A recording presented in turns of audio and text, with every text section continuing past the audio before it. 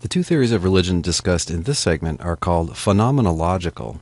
That impressively long word comes from the word phenomenon. It concerns appearances, namely, how things appear to religious people. That is, it has to do with the nature of religious experience.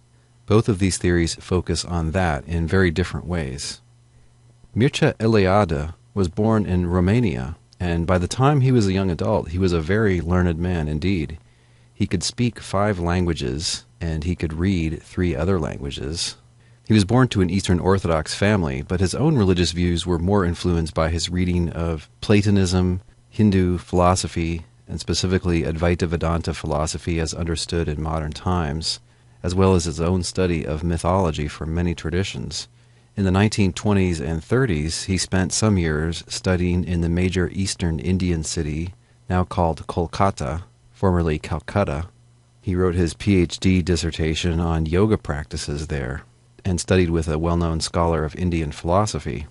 In the 30s and 40s, he was involved in some very right-wing nationalist Romanian politics, and for nationalistic reasons these groups embraced Orthodox Christianity.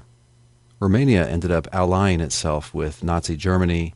After World War II, eventually Romania turned communist. But before that happened, Mircea Eliade left his home country for good, and he ended up spending the rest of his career teaching in France and in the United States. In his home country of Romania, he was very well known as a novelist.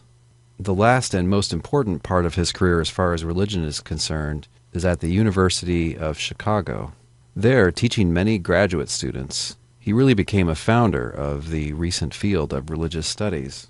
Scholar Daniel Pals observes, quote, "When he came to Chicago, there were 3 significant professorships in the history of religions in the United States. 20 years later, there were 30, half of which were occupied by his students." End quote. He and his students, then, had a huge influence, specifically in the 60s, 70s, and 80s, of establishing within academia a field of history of religions, also called religious studies, also sometimes called comparative religion. In my view, that title, History of Religions, is a little bit misleading. He's not a historian in the ordinary sense, and his work doesn't bear a lot of resemblance to real historical work by people who have a PhD in history. In his hands, and in the hands of his many students, what they call the history of religions really basically ends up being the field of comparative religious mythology. He wrote a number of influential and widely read books. Perhaps the most important of these is called The Sacred and the Profane, The Nature of Religion. He takes to view there that a religious life is essentially an encounter with what he calls the sacred. Again, his approach is phenomenological. It concerns how things are experienced by people in the religions as revealed in their mythology. He's against any kind of reductionistic theory, any kind of oversimplified theory, like the theories of Durkheim, Freud, or Marx. He's against any theory that says religion is just a tradition that plays a certain role in society, or it's just a certain experience or feeling in people's minds. He doesn't think that any social science can do justice to what he calls the sacred. And Eliade is not going by the methods of psychology or sociology or anthropology.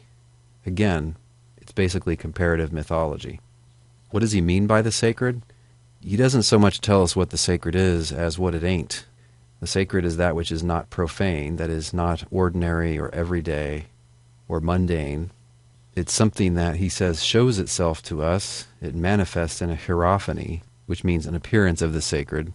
One specific type of hierophany would be a theophany, an appearance of a god, but a hierophany need not be that.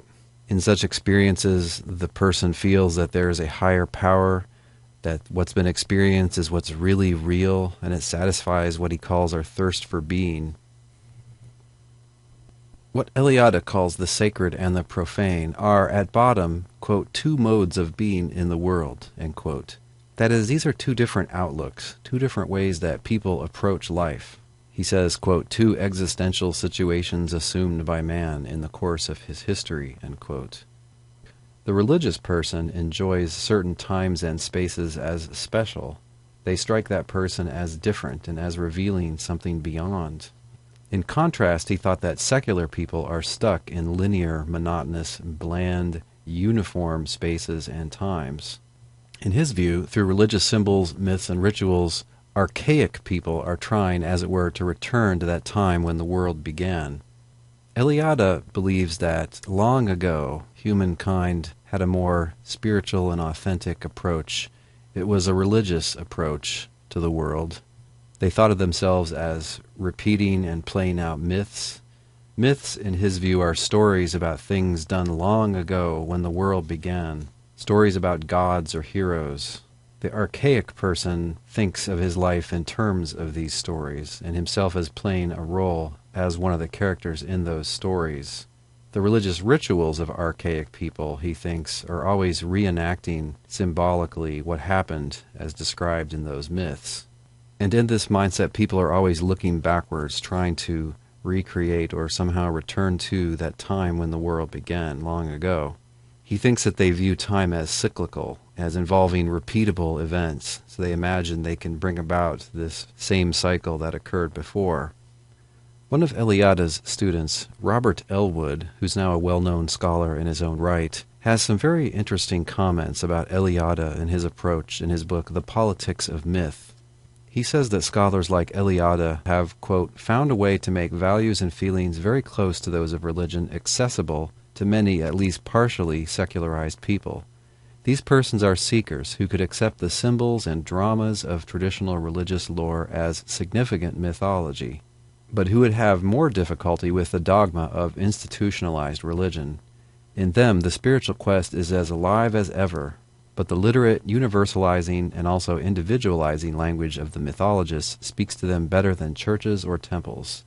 That is because in the mythologists, the question of truth can always be sidestepped. They emphasize instead meaning, and by meaning is denominated that which comes from a universal source but is congruous with one's own dreams and deepest significant fantasies.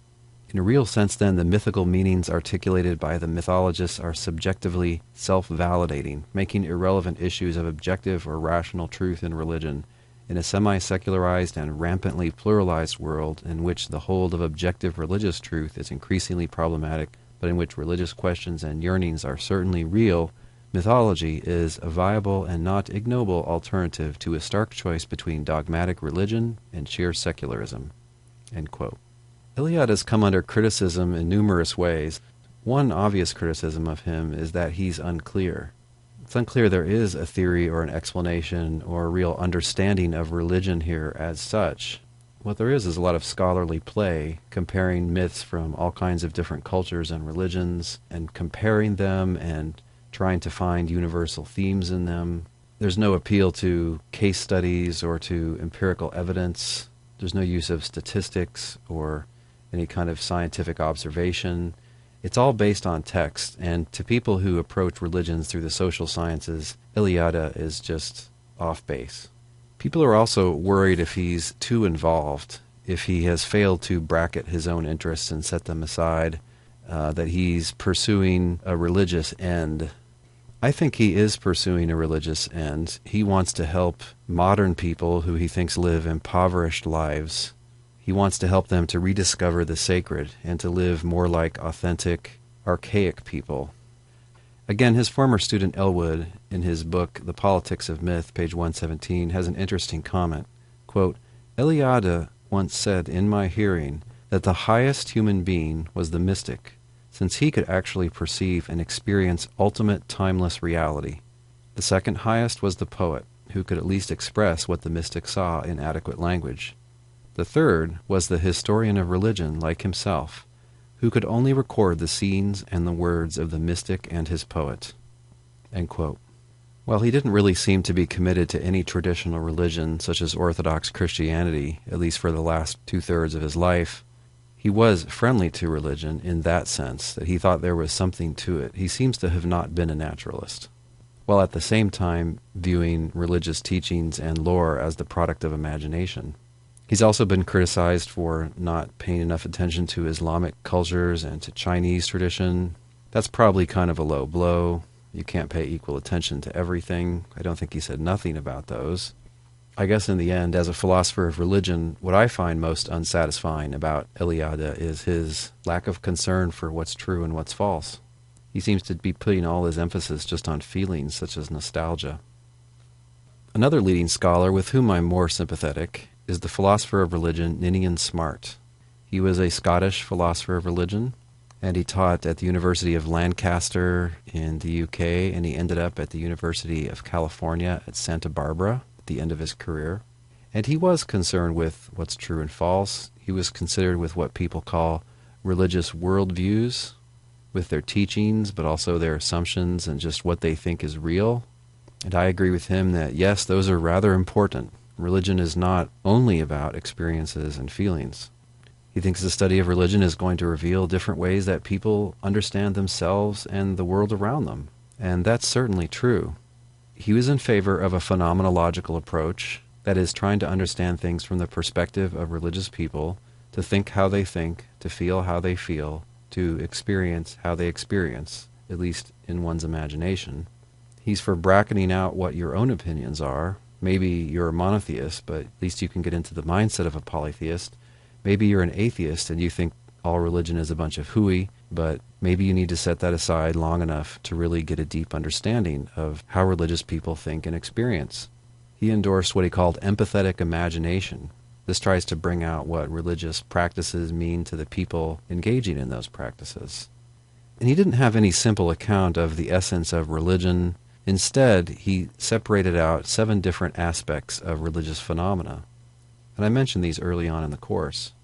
You might think that altogether these give a kind of functional definition of religion, or at least a substitute for a definition. I don't think they're really a definition, but I think they're a good description of that which we call religion. They explicate the concept of religion for us, I would say. I also think that he gives us a rich vocabulary for describing and comparing different religious traditions, and for even comparing religious traditions with various secular worldviews.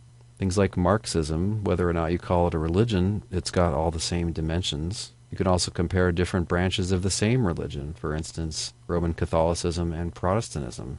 This all seems good and helpful and religiously neutral. This approach seems neither pro-religion nor hostile to religion. It seems to just be purely descriptive.